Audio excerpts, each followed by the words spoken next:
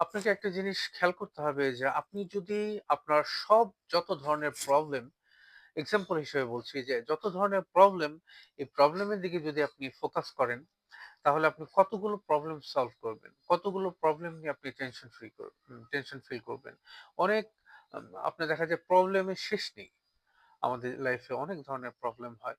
So আপনি যদি প্রবলেমের দিকে ফোকাস না করে আপনার গোলটার দিকে ফোকাস করেন যে আপনি কি করছেন, কেন করছেন এবং এখান থেকে কি অ্যাচিভ করবেন, এইটার দিকে যদি আপনি ফোকাস করেন তাহলে যত ধরনের প্রবলেম সেগুলো সলভ করার জন্য আপনার অনেক, অনেক সহজ একটা ওয়ে তৈরি হয়ে গেল।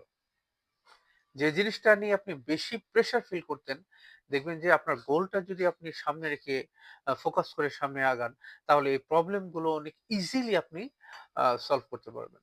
That's the point, that's the goal we can say about it.